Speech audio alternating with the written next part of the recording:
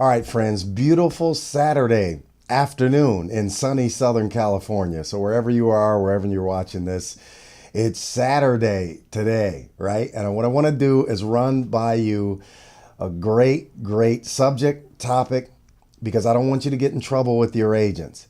All right. Sometimes your agents, you got a great agent and your agent just thinks you know this stuff already or you read their contract properly. And then you make mistakes with them when you don't read, when you don't understand certain things about business.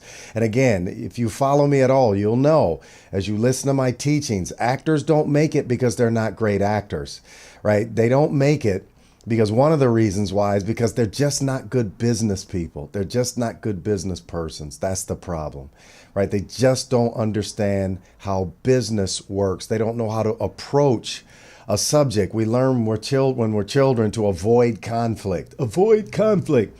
It's terrible idea, avoiding conflict. How many times have you ever tried to avoid conflict and conflict came anyway? Right? And then you didn't know what to do because you didn't have the skills, right? So what we must learn is conflict resolution. What we want to do is learn how to resolve conflict. It's going to come. If you're listening to me right now, of course you're alive. You hear me, right? Conflict has come up a gazillion times in your life and you need the skills, right, to deal. So subject matter, can agents double dip? Can agents double dip?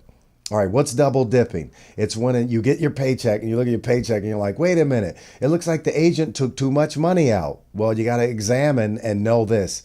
If you book a job, a commercial, let's say union job, scale, $628 for the day, for the 8-hour day, plus 10%. If it plays scale, plus 10%.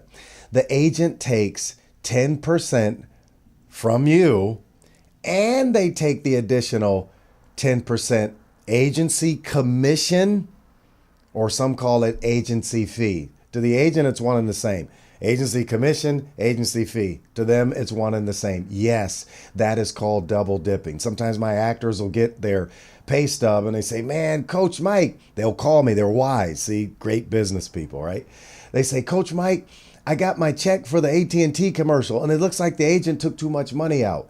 So I just wanted to run this by you. See, they're wise. It's like, wait a minute, let me run this by my counsel to make sure that I don't call the agent and jump all over them and attack them, right? And then I find that I'm incorrect, I'm mistaken. And now that agent gets off the phone with a sour taste in their mouth about me, their client, right? And then all of a sudden, now I'm not getting auditions anymore. It's because you didn't know how to handle conflict. You don't want to avoid it. I'm not going to call him at all. I'm scared of my agent. No, that's not what you do. You got to call him, right? Or you're listening to me right now. So you do the math. And if it looks as if they took out 10% from your check and you remember when they sent you the audition notice, you booked the job, it was whatever it pays. Some non-union jobs are $1,500 for the day plus 10%. They're going to still take 10% from you and they're going to take the agency commission / fee. They're going to do both, right? There's no law against it.